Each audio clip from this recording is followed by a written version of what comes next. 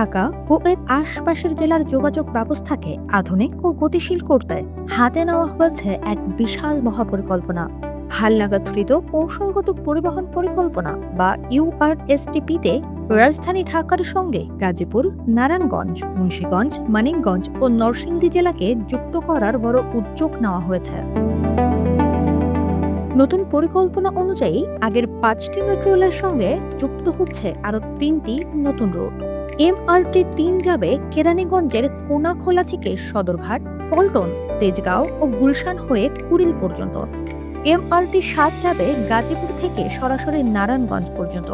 আর MRT-8 যাবে কেরানীগঞ্জের নিমতলী থেকে মোহাম্মদপুর, বিজয় সরণি হয়ে গুলশান 2 পর্যন্ত।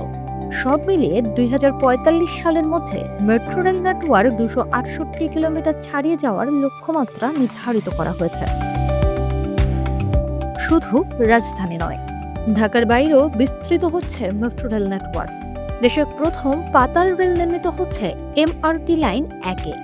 এছাড়া MRT লাইন 2, 4, 5 এবং উত্তরা দিয়াবাড়ি থেকে টঙ্গী পর্যন্ত লাইন 6-এর সম্প্রসারণ কাজ যুক্ত হলে প্রতিদিন অতিরিক্ত লাখ লাখ যাত্রী সহজে যাতায়াত করতে পারবেন।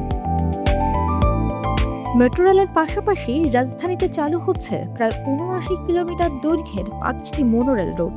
মনোরেল 1 হবে বিমানবন্দর থেকে পূর্বাচল ও জলশিরি পর্যন্ত। মনোরেল 2 হবে বিমানবন্দর থেকে সাভার পর্যন্ত। মনোরেল 3 হবে বাড্ডা থেকে ভুলতা পর্যন্ত। মনোরেল 4 হবে মোহাম্মদপুর থেকে পোস্তগোলা পর্যন্ত এবং মনোরেল 5 হবে রামপুরা থেকে টেমরা পর্যন্ত। DTCA জানিয়েছে, বুয়েটের প্রাক সম্ভাব্যতা সমীক্ষার পর অগ্রাধিকার ভিত্তিতে এই রুটগুলোর চূড়ান্ত রূপরেখা নির্ধারিত হবে। মেট্রো রেল ও মনোরেলের সমন্বিত এই মেগা পরিকল্পনা বাস্তবায়িত হলে রাজধানী ও পার্শ্ববর্তী জেলাগুলোর লাখ লাখ মানুষের যাতায়াত হবে আরও দ্রুত, নিরাপদ ও স্বস্তিদায়ক। ভিডিওটি ভালো লাগলে লাইক ও শেয়ার করুন। অর্থনীতি বিষয়ক যে কোনো খবর সবার আগে পেতে আমাদের সাথেই থাকুন।